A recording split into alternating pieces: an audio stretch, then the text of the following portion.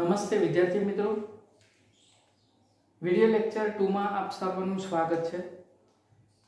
વિદ્યાર્થી મિત્રો, આજનો ટોપિક છે દ્વિધ્રુવ બળો, જેને આપણે ડાયપોલ ફોર્સિસ તરીકે ઓળખી શકાય। આ ડાયપોલ ફોર્સિસ જે અગાઉની થિયરીમાં આપણે ભણી ગયા લંડન બળ, તો એના જેવું જ આ પ્રકારનું બળ આ ડાયપોલ ફોર્સિસમાં જોવા મળે છે, જે આકૃતિ સાથે આપણે લંડન બળમાં ખૂબ જ સરસ રીતે આપણે જોયું હતું અને એને સમજવાનો પ્રયત્ન તમે કર્યો હશે। હવે વિદ્યાર્થી મિત્રો, જે સૌપ્રથમ જર્મન ભૌતિકશાસ્ત્રી ફ્રિટ્ઝ લંડને એના નામ ઉપરથી એનું નામ લંડન બળ આપ્યું અને આ પ્રકારનું જે લંડન બળ જે ઉદ્ભવતું હતું કેવું હતું? એકદમ નિર્બળ હતું।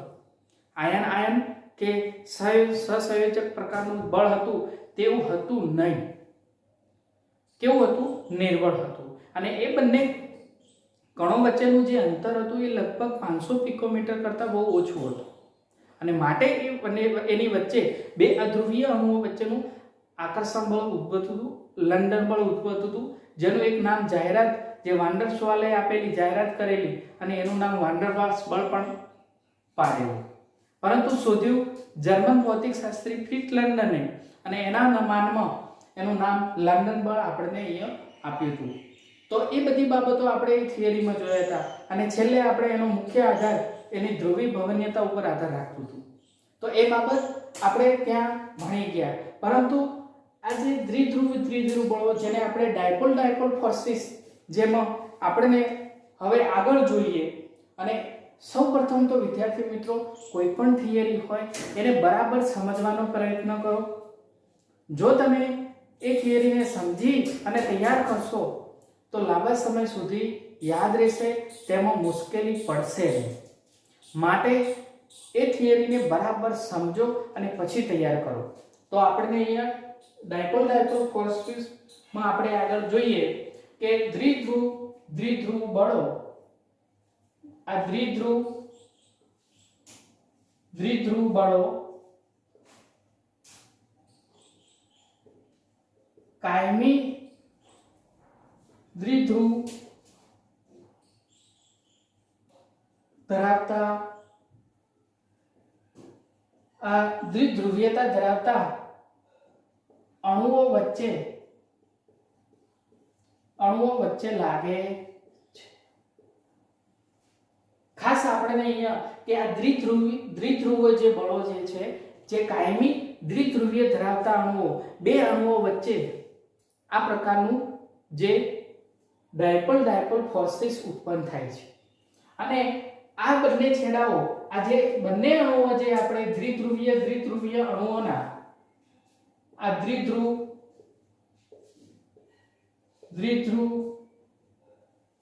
અણુઓના છેડા પર આંશિક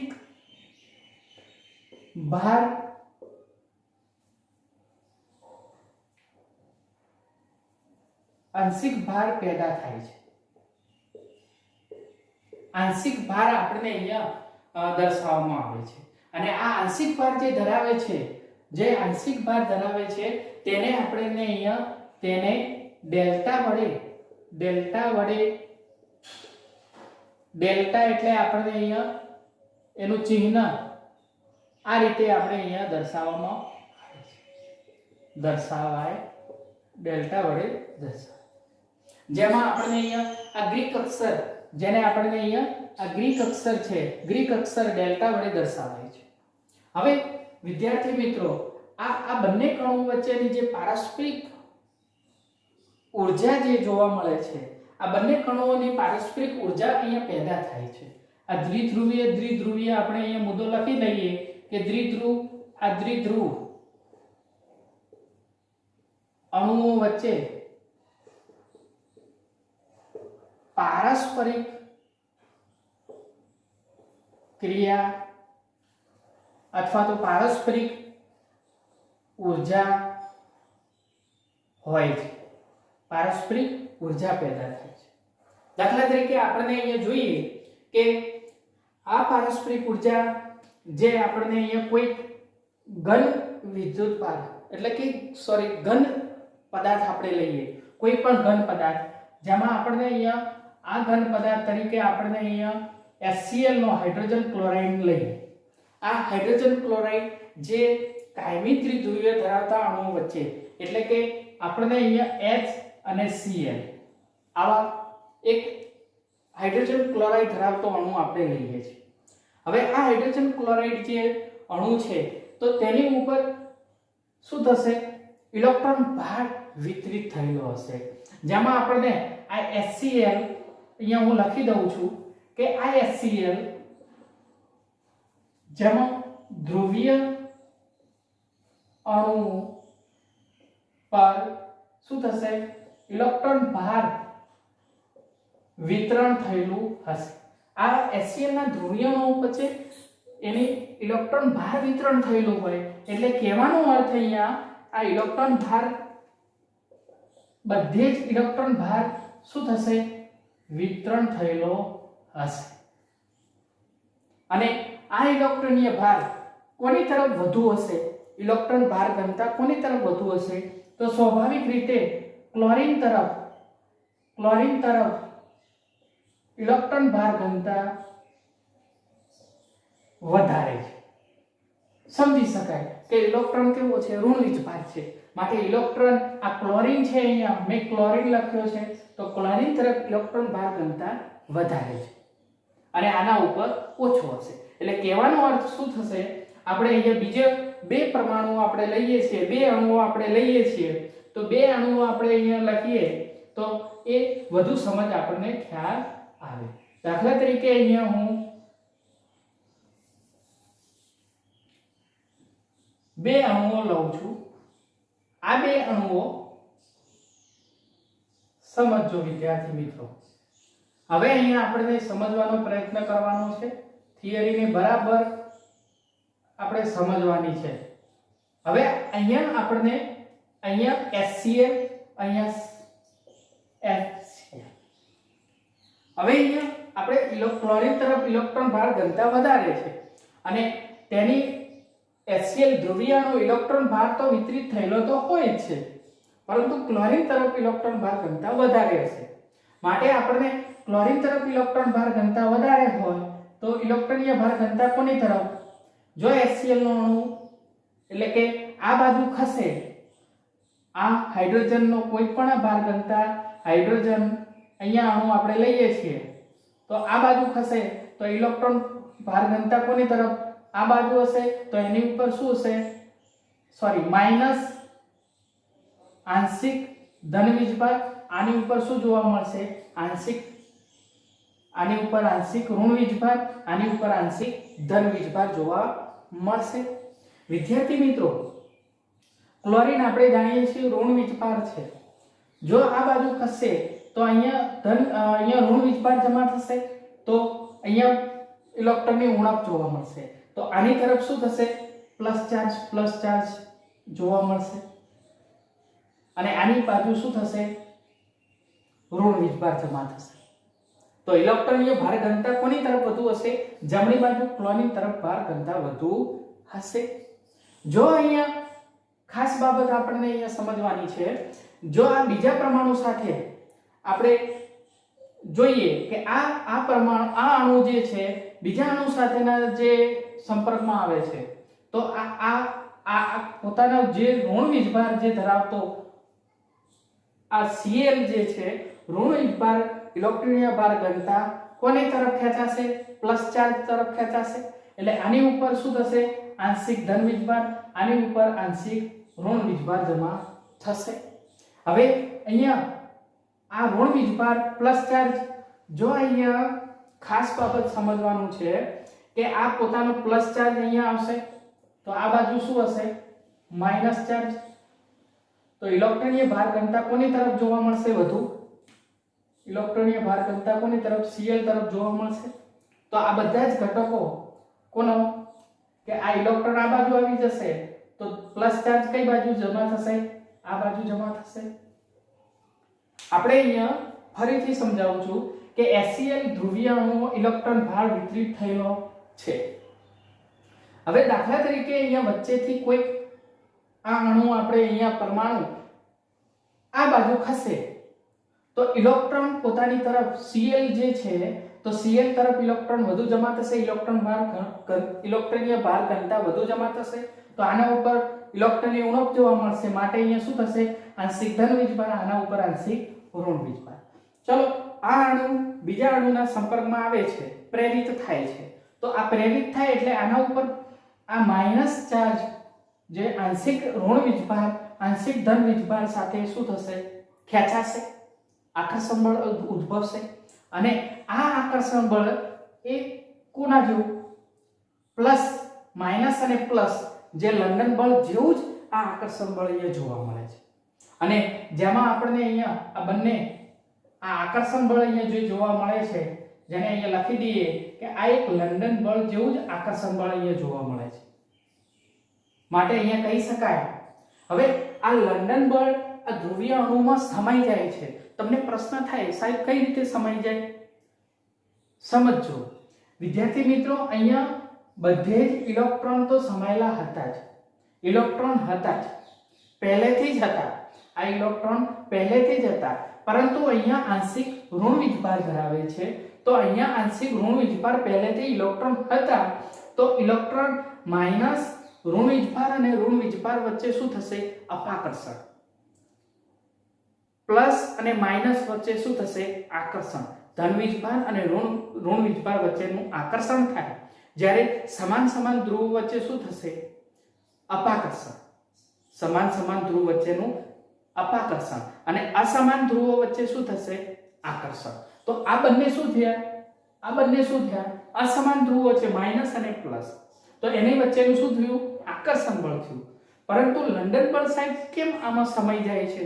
પ્રશ્ન થાય કે આમાં પહેલેથી જ અહીંયા ઇલેક્ટ્રોન સમાયેલા હતા, માટે આ ઋણ વીજભાર જે ઇલેક્ટ્રોનના સંપર્કમાં આવે એટલે અપાકર્ષણ થાય, એટલે અહીંયાથી શું થશે, અહીંયાથી ધકેલી જશે, આ ઋણ વીજભાર અપાકર્ષણ થશે, તો અહીંના ઇલેક્ટ્રોન ક્યાં આવી જશે, આ બાજુ, જમણી બાજુ આવી જશે, એટલે આના ઉપર માઈનસ આંશિક ઋણ વીજભાર વધુ જમા થયો, જ્યારે આના ઉપર પ્લસ ચાર્જ ધાર્યા કરતા વધારે જમા થયો, અને એની વચ્ચેનું જે બળ લંડન બળ ઉદ્ભવે છે, અને માટે આપણે અહીંયા કહી શકાય કે આ દ્વિધ્રુવીય દ્વિધ્રુવ ડાયપોલ ફોર્સિસ ઉત્પન્ન થાય છે. સમજાય છે વિદ્યાર્થી મિત્રો?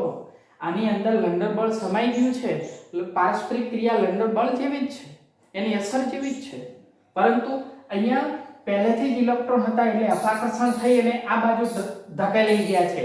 ઇલેક્ટ્રોન ક્યાં, અહીંયા ઉતર્યા છે, આના ઉપર ધાર્યા કરતા વધુ પ્લસ ચાર્જ, આના ઉપર ધાર્યા કરતા વધુ માઈનસ ચાર્જ પેદા થયો, માટે અહીંયા આપણે અહીંયા લખી શકાય કે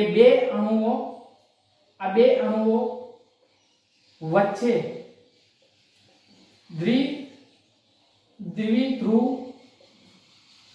દ્વિધ્રુવ જે પારસ્પરિક ઉર્જા છે, અહીંયા આપણને જોવા મળે છે. આ બે અણુઓ વચ્ચેની દ્વિધ્રુવ પારસ્પરિક ઉર્જા જે લંડન બળ જેવું આપણને અહીંયા જોવા મળે. અને આ પ્રકારની જે પારસ્પરિક ઉર્જા કેટલી છે આપણે અહીંયા સમજીએ છીએ, પરંતુ આપણને અહીંયા સમજવાનું છે કે આમાં આંશિક ભાર ઇલેક્ટ્રોન ભાર કરતા કેવો છે, આંશિક ભાર આની અંદર આમાં આંશિક ભાર ઇલેક્ટ્રોન ભાર એટલે કેટલા, 1.6 × 10⁻⁹ કુલમ કરતા કેવો છે, ઓછો છે. હવે પ્રશ્ન થાય સાહેબ કે આ 1.6 × 10⁻⁹ કુલમ કરતા આ 19 કુલમ કરતા કેમ સાહેબ ઓછો છે આંશિક ભાર? આમાં આંશિક ભાર ઇલેક્ટ્રોન ભાર કરતા કેમ ઓછો છે? વિદ્યાર્થી મિત્રો, પ્રશ્ન એવો થાય તો આપણે અહીંયા દાખલા તરીકે કોઈ પણ એક ઉદાહરણ આપણે અહીંયા લઈએ. દાખલા તરીકે Cl- સમજો વિદ્યાર્થી મિત્રો કે Cl- અને Na+ લઉં છું. આ સંપૂર્ણ ઇલેક્ટ્રોન મેળવી અને Cl- બનાવે, અને આ ઇલેક્ટ્રોન ગુમાવી અને આ મેળવી, શોર્ટમાં હું લખી દઉં છું, આ ઇલેક્ટ્રોન મેળવી અને સંપૂર્ણ, હું અહીંયા લખું છું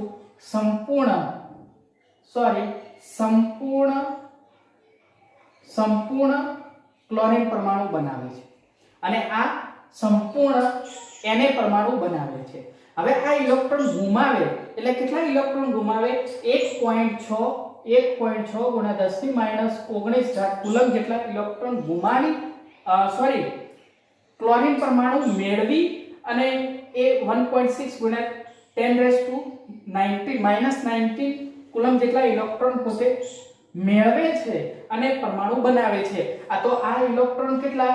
1.6 ગુણ્યા 10⁻−19 કુલમ જેટલા ઇલેક્ટ્રોન ગુમાવી અને સંપૂર્ણ Na+ બનાવે છે. તો આ બંને વચ્ચેનું આકર્ષણ કેવું છે? પ્રબળ છે. આ બંનેનું આકર્ષણ બળ દ્વિધ્રુવીય બળ કરતા વધારે છે. માટે આપણને અહીંયા અહીંયા કહી શકાય કે આંશિક ભાર ઇલેક્ટ્રોન ભાર કરતા કેવો છે? ઓછો છે. અને માટે અહીંયા લખી શકાય કે આ પારસ્પરિક ક્રિયા બળો, આની અંદર આ પારસ્પરિક ક્રિયા બળો લંડન બળો કરતા વધારે, પરંતુ લંડન બળો કરતા વધારે કેમ? તમે સમજી શકો છો કે લંડન બળ કેવું છે? આંશિક ભાર ધરાવતું, જે શરૂઆતથી સમિત વિતરિત થયેલો છે. જ્યારે આની વચ્ચેનું ડાયપોલ એટ્રેક્શન કરે છે ત્યારે એની વચ્ચેનું આકર્ષણ બળ વધારે લાગે છે. કોની? ડાયપોલ HCl, ઘન વીજભાર ધરાવતો, અહીંયા ઘન છે, ઘન પદાર્થ છે, એનું વચ્ચેનું એટ્રેક્શન જે લંડન બળ કરતા કેવું છે? વધારે છે. પરંતુ આયન આપણે અહીંયા સમજવાનું છે કે આયન અણુઓ કરતા કેવું છે? નિર્બળ છે. કેવું છે? નિર્બળ છે. કારણ આપણે અહીંયા સમજી શકાય, કારણ કે આ કેવું છે? કારણ કે આંશિક ભાર ધરાવે છે. સમજાય છે વિદ્યાર્થી મિત્રો કે આ પ્રકારનું અહીંયા આપણે સમજી શકાય છે કે આ પારસ્પરિક ક્રિયા જે આપણને અહીંયા લંડન બળો કરતા વધુ પ્રબળ છે. આ લંડન બળો કરતા વધારે છે, વધુ પ્રબળ છે, પરંતુ આયનના અણુઓ કરતા કેવું છે? નિર્બળ છે. કારણ કે અહીંયા આંશિક ભાર ધરાવે છે. જ્યારે આ અણુઓ કેવા છે?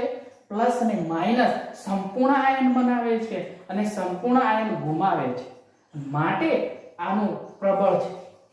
આનું શું થશે? આનું આકર્ષણ બળ કેવું છે? પ્રબળ છે.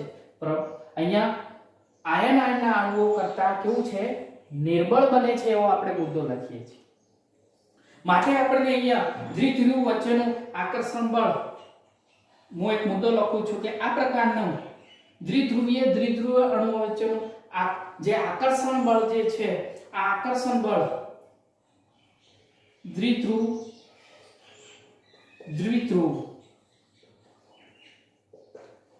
આકર્ષણ બળ વધતા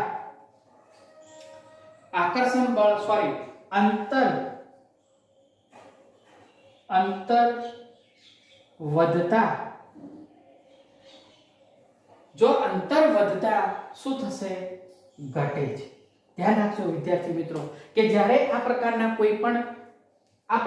HCl જે અણુઓ છે, જો એની વચ્ચેનું આ અંતર આપણને અહીંયા આપી દીધું છે, કયું? R.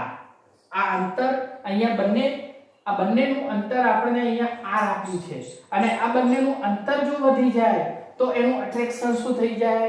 ઘટી જાય. બંનેનું અંતર વધી જાય તો એટ્રેક્શન, એનું આકર્ષણ બળ ઘટી જશે. સ્વાભાવિક રીતે આપણે અહીંયા સમજી શકાય. પહેલા લંડન બળમાં આપણે 500 પિકોમીટર કરતા ઓછું લેતા હતા. એનું કારણ કે એની વચ્ચેનું એટ્રેક્શન જળવાઈ રહે. માટે આપણે અહીંયા મુદ્દો એ લખીએ છીએ કે દ્વિધ્રુવ આકર્ષણ બળ જો અંતર વધતા ઘટે છે. જો બંનેનું અંતર વધી જાય તો એનું શું થશે? આકર્ષણ બળ ઘટી જશે.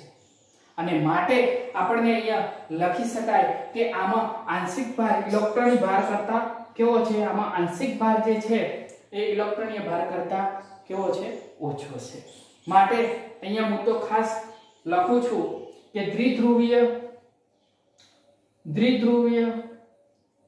દ્વિધ્રુવીય આકર્ષણ બળો ખાસ ધ્યાન રાખજો વિદ્યાર્થી મિત્રો। આ દ્વિધ્રુવીય પારસ્પરિક હું એવું લખું છું કે પારસ્પરિક આકર્ષણ બળો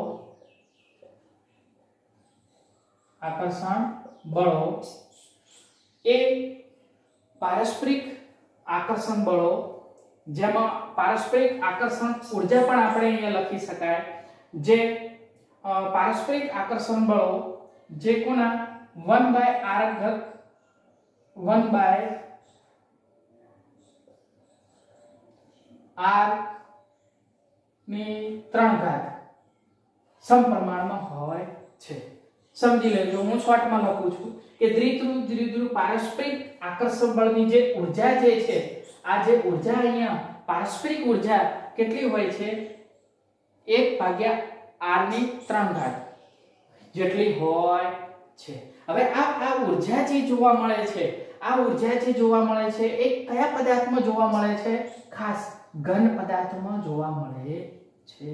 ઘન પદાર્થમાં દ્વિધ્રુવ પારસ્પરિક આકર્ષણ બળો એટલે કે આ દ્વિધ્રુવીય ડાયપોલ ફોર્સમાં એની ઊર્જા જે છે એ કેટલી છે, 1/r ની 3 ઘાત, બરાબર। અને જો વાયુ એટલે કે ઘૂમતા અણુઓમાં એક મુદ્દો આપણને બુકમાં આપ્યો છે કે ઘૂમતા અણુઓમાં પારસ્પરિક ઊર્જા 1/r6 ઘાત છે। કેટલી છે, ખાસ ધ્યાન રાખજો આ બંને બાબતો। ઘન પદાર્થ હોય તો 1/r નો 3 ઘાત, બરાબર, r 3 ઘાત। જ્યારે અહીંયા ઘૂમતા અણુઓ એટલે કે મુક્ત વાયુઓ ધરાવતા હોય, જે મુક્ત વાયુ ધરાવતા અણુઓમાં પારસ્પરિક ઊર્જા 1/r6 ઘાત જેટલી હોય છે। માટે આ બે મુદ્દાઓ ખાસ અગત્યની આપણને અહીંયા સમજી શકાય છે। હવે વિદ્યાર્થી મિત્રો આ પ્રકારના જે મુખ્ય બાબતોમાં આપણે અહીંયા સમજી શકાય કે આ પ્રકારના જે ઘટકો બંને અણુઓ જે દ્વિધ્રુવીય બળો ડાયપોલ ફોર્સિસ જે કાયમી ધ્રુવીય ધરાવતા અણુ વચ્ચે લાગે છે, તેના ઉપર આંશિક ધન વીજભાર અને આંશિક ઋણ વીજભાર એટલે કે અહીંયા આપણે આંશિક ભાર ડેલ્ટા વડે દર્શાવવામાં આવે છે। અને આ પ્રકારના અણુઓ વચ્ચેની જે પારસ્પરિક ઊર્જા હોય છે એટલે કે એની વચ્ચેની દ્વિધ્રુવીય પારસ્પરિક ઊર્જા જોવા મળે છે। અને આ ઊર્જા એક લંડન બળ જેવું હોય છે, લંડન બળ તેની અંદર સમાઈ જાય છે, બરાબર। અને આ પ્રકારના કેવા પારસ્પરિક ક્રિયાના બળો જે છે એ લંડન બળ કરતા કેવા છે, લંડન બળ કરતા અહીંયા પ્રબળ છે, પરંતુ આયનના અણુઓ એટલે કે ઇલેક્ટ્રોન વચ્ચેના જે અણુઓ જે છે એની પારસ્પરિક ઊર્જા એની જે બળો કરતા કેવા છે, નિર્બળ છે, કારણ કે આંશિક ભાર ધરાવે છે।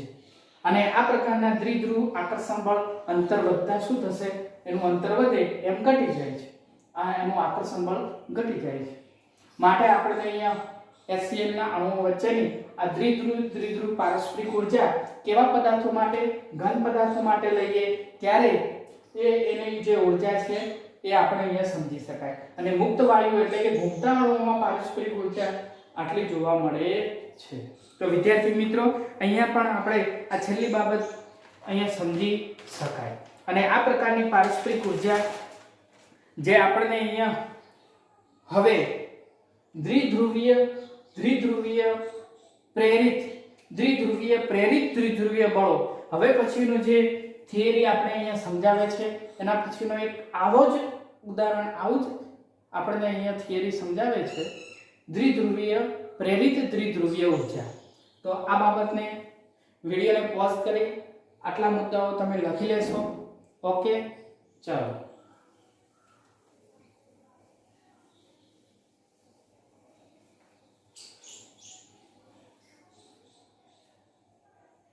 चलो विद्यार्थी मित्रों, હવે બીજો ટોપિક જે આપણે અહીંયા આપ્યો છે દ્વિધ્રુવ પ્રેરિત દ્વિધ્રુવ બળો, જેને આપણે ડાયપોલ ઇન્ડ્યુસ્ડ ડાયપોલ ફોર્સિસ કહેવાય.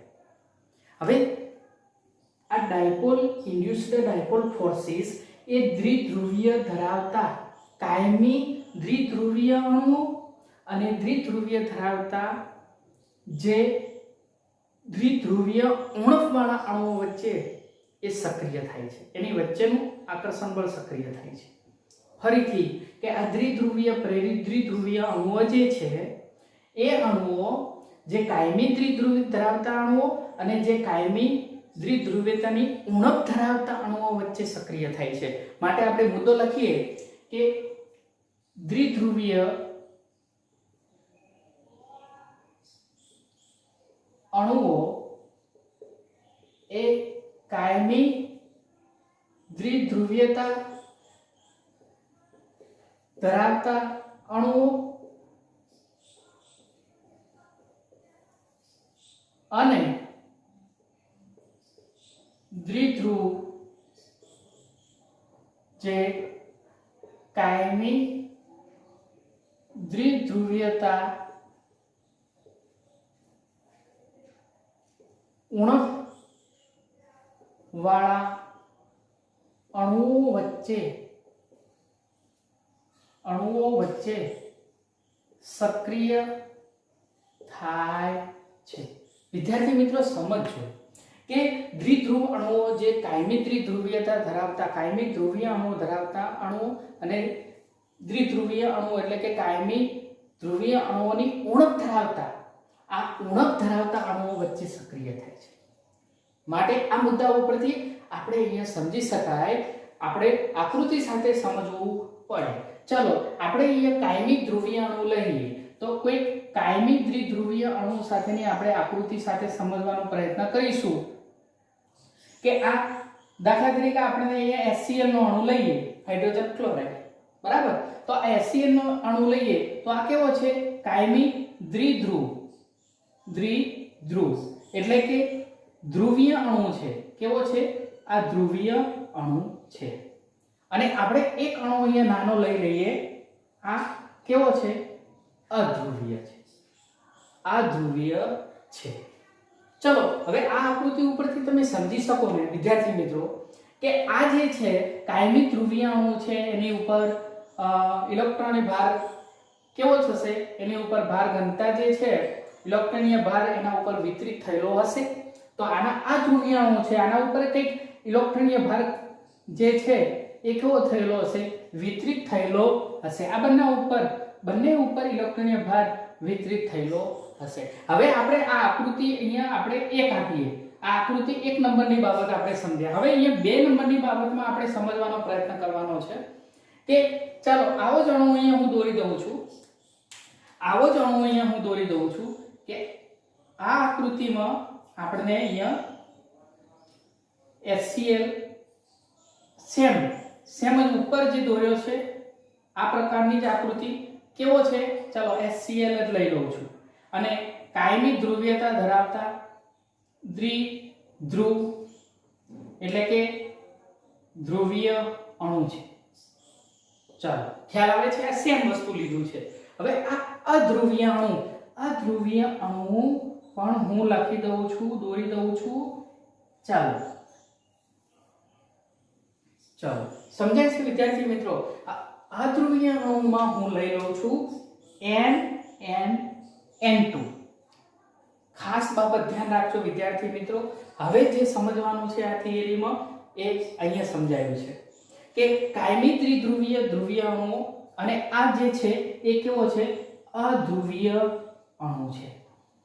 આ અધ્રુવીય અણુ જે છે જે નાઇટ્રોજન છે, હવે નાઇટ્રોજન આપણે સ્વાભાવિક રીતે ઇલેક્ટ્રોનીય રીતે વિતરિત ઇલેક્ટ્રોન ઋણ વિજભારિત હશે, બરાબર. નાઇટ્રોજન કેવો? ઋણ વિજભારિત હશે. હવે આના ઉપર આપણે આ પરમાણુ પણ જમણી બાજુ ખસે એટલે આના ઉપર શું વિતરિત થશે? ઇલેક્ટ્રોનીય વિતરિત થશે. આની ઉપર શું થશે? ઇલેક્ટ્રોન વિતરિત થશે. એટલે ભાર ઘનતા, ક્લોરીનની ઇલેક્ટ્રોનીય ભાર ઘનતા જમણી બાજુ વધશે. ધાર્યા કરતા કેવી થશે? આ બાજુ કેવી થશે? ઇલેક્ટ્રોનીય ભાર ઘનતા વધે છે અને આની બાજુ ઇલેક્ટ્રોનની ઉણપ થશે અને ઇલેક્ટ્રોનની ઉણપ થશે એટલે એના બાજુ ઇલેક્ટ્રોન શું થશે ઉણપ થવાને કારણે એની ઉપર પ્લસ ચાર્જ એટલે કે આની ઉપર આંશિક ઋણ વીજભાર આની ઉપર આંશિક ધન વીજભાર જમા થશે। વિદ્યાર્થી મિત્રો આ બાબત અહીંયા તમે સમજી ગયા છો। આગળ પણ આપણે બે થિયરી ભણ્યા તો એના ઉપરથી આપણને આ બાબત અહીંયા સ્પષ્ટ થઈ જાય।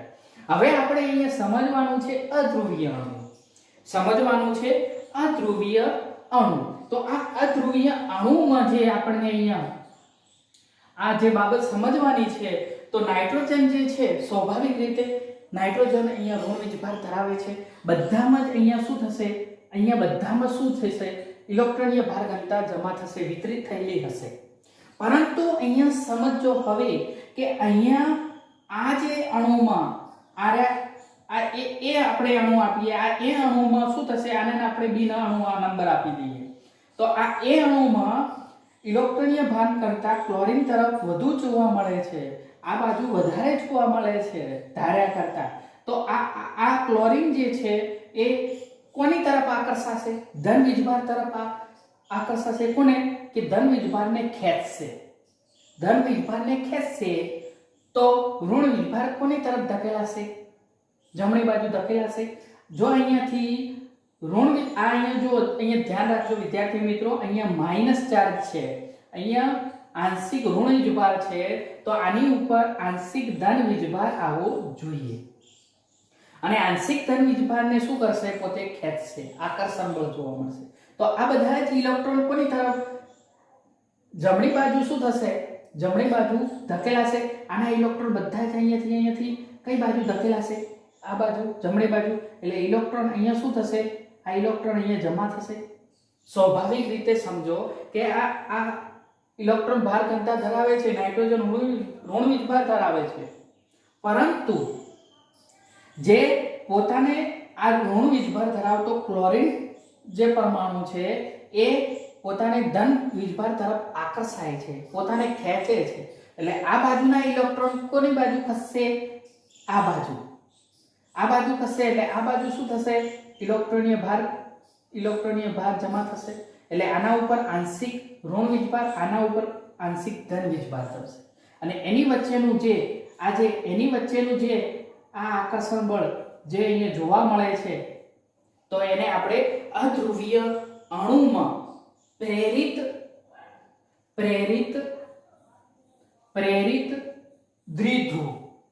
દ્વિધ્રુવ આકર્ષણ પેદા થયું। આ જે પ્રેરિત અહીંયા આપણને આકર્ષણ પેદા થયું છે તો આ આપણે અહીંયા કહી શકાય કે દ્વિધ્રુવીય અણુઓ કાયમી દ્વિધ્રુવ ધરાવતા અણુઓ અને કાયમી દ્વિધ્રુવતાની ઉણપવાળા અણુઓ વચ્ચે સક્રિય થાય છે। આના અણુઓને જે ઉણપવાળા અધ્રુવીય અણુઓમાં પ્રેરિત થયું છે જો જેમાં આપણે અહીંયા આંશિક ધન વીજભાર અને અહીંયા આંશિક ઋણ વીજભાર પેદા થયો માટે અહીંયા શું કહેવાય પ્રેરિત થયું અધ્રુવીય અણુમાં પ્રેરિત ધ્રુવીય અણુ પેદા થયો અને માટે આપણને અહીંયા આ પ્રકારની જે થિયરીમાં એવું કહી શકાય કે ધ્રુવીય અણુઓ કાયમી દ્વિધ્રુવીય આ ધ્રુવીય અણુઓ જે છે આ ધ્રુવીય અણુઓ કાયમી દ્વિધ્રુવીય અણુઓને એના વિદ્યુતીય તટસ્થ વાદળને વિકૃત કરે છે। વિદ્યુતીય તટસ્થ વાદળને શું કરે છે અહીંયા આપણને અહીંયા તટસ્થ વાદળને વિકૃત કરે અને દ્વિધ્રુવીયતા પેદા કરે છે। આ દ્વિધ્રુવીયતા પેદા કરે છે અને બીજા અણુમાં શું થાય છે આ બીજા અણુમાં જે દ્વિધ્રુવીયતા પ્રેરિત થાય છે દ્વિધ્રુવીયતા વિકસે છે અને માટે અહીંયા આપણે કહી શકાય કે આ બાબતમાં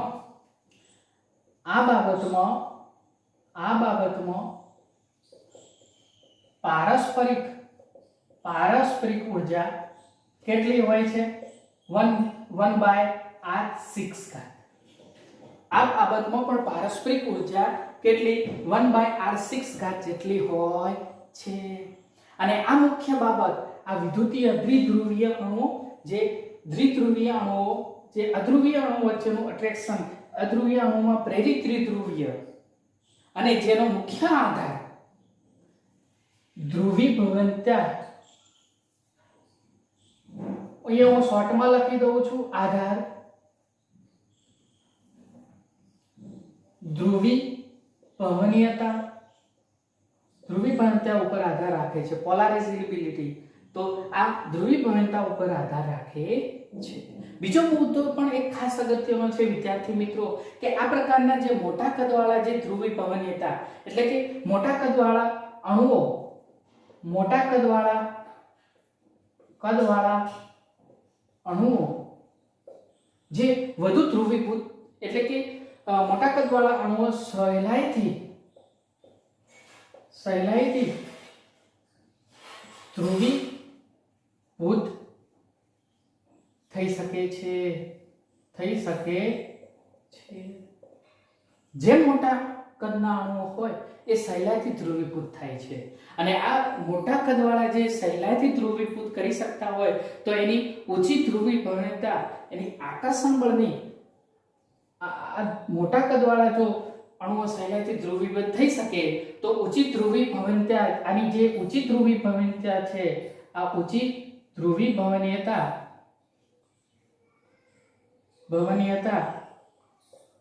આ ઊંચી ધ્રુવીભવનતા એની આકર્ષણ બળ, આની આકર્ષણ બળ જે અહીંયા આકર્ષણ બળ જે આપણે અહીંયા આકર્ષણ બળની શું કરે છે, તાકાત, પ્રબળતા વધારે છે. ધ્રુવીભવનતા, ઊંચી ધ્રુવીભવનતા આકર્ષણ બળની તાકાત વધારે છે. મુખ્ય બાબત આપણે અહીંયા સમજી શકાય કે આ બંને વચ્ચેનું અટ્રેક્શન તો થયું, આપણે આકૃતિ ઉપરથી સમજ્યા, અને આ બાબતમાં પારસ્પરિક ઉર્જા કેટલી છે, 1/r6 ઘાતમાં, અને આધાર મુખ્ય ધ્રુવીભવનતા ઉપર આધાર રાખે છે.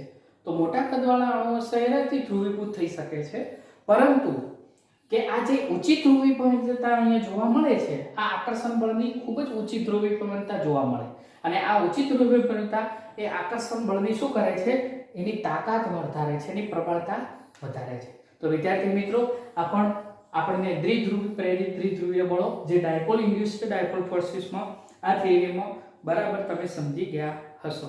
ઓકે, તો વિડીયોને પોઝ કરી અને તેની અંદર જે હું સમજાવ્યું છે એના મુદ્દાઓ પણ સાથે લખી દેશો, નોટબુકમાં લખી દેશો, એટલે તમારું કામ પરફેક્ટ થઈ જશે. Okay, thank you.